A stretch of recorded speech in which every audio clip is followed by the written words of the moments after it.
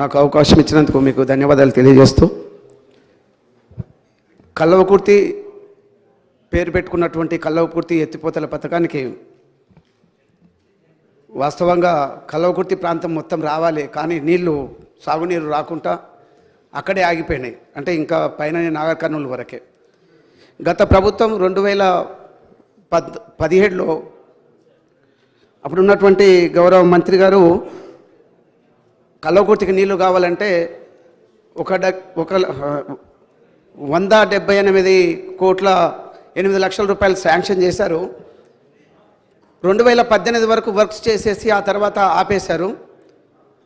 కారణం ఏదైనా 5 లక్షల రూపాయలు మధ్యన ఒక రైతు టేకు చెట్లు ఉన్నాయి, దానికి డబ్బులు ఇవ్వమని చెప్పేస్తే ఆ వర్క్ పూర్తి చేయకుండా అధ్యక్ష దాన్ని కాలయాపన చేసి 5 సంవత్సరాలు పూర్తిగా మరి నష్టం జరిగింది. 178 కోట్లలో దాదాపుగా 160 కోట్ల రూపాయలు ఖర్చు పెట్టినారు. దాదాపుగా 6 సంవత్సరాలు దానికి బహుశా అనుకుంటా అప్పులు తీసుకొస్తున్నారు అంటున్నారు. 160 కోట్లకి 6 సంవత్సరాల నుంచి మరి ఇంట్రెస్ట్ కూడా కడుతున్నారు. రైతులు భూములు కోల్పోయినారు.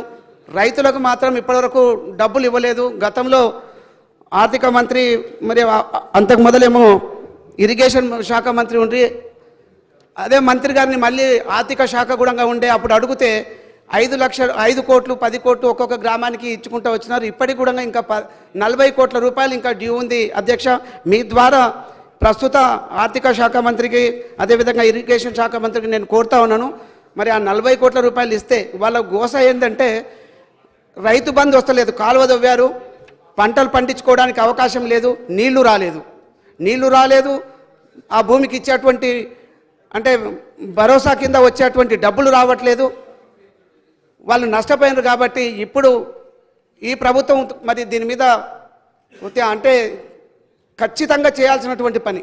అక్కడ ఎవరు నాయకులు అయినా కూడా మాకు డబ్బులు ఇచ్చి కానీ మా ఊర్లలో తిరగండి అని చెప్పేసి చెప్తున్నటువంటి పరిస్థితి. డబ్బులు ఖర్చు పెట్టారు, పని కాలేదు.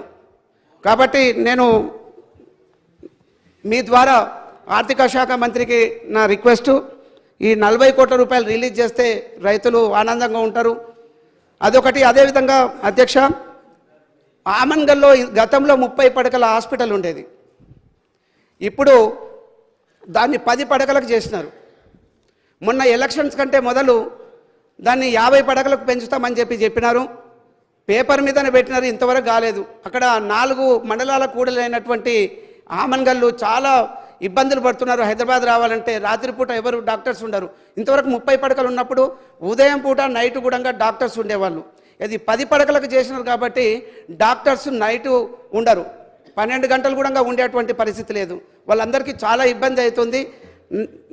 నా విజ్ఞప్తి మీ ద్వారా మరి వైద్య శాఖ మంత్రికి మరి ఖచ్చితంగా ఇది త్వరగా స్టార్ట్ చేయాలని చెప్పేసి నేను రిక్వెస్ట్ చేస్తూ ఉన్నాను. అదేవిధంగా అక్కడ ఒక జూనియర్ కాలేజ్ ఉంది అధ్యక్ష, 4 కూడలకు అయినట్టు అంటే చాలా పెద్ద పాపులేషన్ ఉంటుంది. అక్కడ జూనియర్ కాలేజెస్ లేవు. 15 సంవత్సరాల నుంచి బిల్డింగ్ కడుతున్నామని వస్తూ ఉన్నారు. ఇప్పటివరకు కూడా బిల్డింగ్ మొన్న ఒక 2 సంవత్సరాల కింద స్టార్ట్ చేసి మళ్ళీ మధ్యన దాన్ని ఆపేసేసారు. చాలా ఘోరంగా ఉంది. ఇప్పుడు ఇంకొక దగ్గర ప్లేస్లో పెట్టాలంటే దానికి కోర్టు స్టే ఉంది అని చెప్పేసి ఆ బిల్డింగ్ కట్టట్లేదు, ఆపేసినారు. ఇంకొక ప్లేస్కి వెళ్ళాలంటే దాని మీద ఆల్మోస్ట్ 1.5 కోటి రూపాయలు ఖర్చు పెట్టేసి బిల్డింగ్ కట్టినారు. దీనికి కూడా ప్రత్యామ్నాయంగా మరి వేరేనన్నా చూసుకోవాలి, లేకపోతే ఆ కోర్టు కేసును తొందరగా కంప్లీట్ అయ్యేటట్టుగా చూసుకోవాలి. ఆ ప్రాంతంలో విద్యార్థులకు జూనియర్ కాలేజ్ లేక ప్రాబ్లం అవుతుంది. గతంలో అదేవిధంగా పెద్ద నాయకులు వచ్చేసి అక్కడ డిగ్రీ కాలేజు, పాలిటెక్నిక్ కాలేజు, తర్వాత అదేవిధంగా ఎడ్యుకేషన్ హబ్గా తయారు చేస్తామని చెప్పినారు. ఇప్పటివరకు కూడా ఏం చేయలేదు, చాలా అవస్థలు పడుతుండ్రు. ప్రతి దానికి కూడా హైదరాబాద్ రావాలి, లేకపోతే మహబూబ్నగర్ వెళ్ళాల్సినటువంటి పరిస్థితి ఉంది. కాబట్టి మీ ద్వారా వైద్య శాఖ మరి ఇప్పుడు గౌరవ ముఖ్యమంత్రి గారి దగ్గరనే ఉంది కాబట్టి ఖచ్చితంగా దీన్ని కంప్లీట్ చేయాలని మీ ద్వారా వారికి విజ్ఞప్తి చేస్తున్నాను అధ్యక్ష. అంతకంటే ముఖ్యమైనది నేను రిక్వెస్ట్ చేసినది, రైతులకు మాత్రము ఆ 40 కోట్ల రూపాయలు రిలీజ్ చేస్తే వాళ్ళు హ్యాపీగా ఉంటారు. 6 సంవత్సరాల నుంచి గవర్నమెంట్కు నష్టం వస్తుంది, రైతులకు కూడా నష్టం వస్తుంది. దాన్ని కంప్లీట్ చేస్తే 5 లక్షల రూపాయలు టేకు చెట్లు ఉన్నాయి, దాన్ని వాళ్ళకి 5 లక్షల రూపాయలు ఒక్క రైతుకి ఇచ్చేస్తే ఆ వర్క్ కంప్లీట్ అవుతుంది అధ్యక్ష. మీ ద్వారా ఇంతవరకు నేను కలెక్టర్ గారికి కూడా చెప్పినాను, అది కాలేదు. మరి ఇక ఇక్కడ అసెంబ్లీలో కూడా మాట్లాడాల్సినటువంటి పరిస్థితి వచ్చింది కాబట్టి మీ ద్వారా మరి విజ్ఞప్తి చేస్తూ నాకు ఇచ్చిన అవకాశానికి మీకు ధన్యవాదాలు తెలియజేస్తున్నా అధ్యక్ష.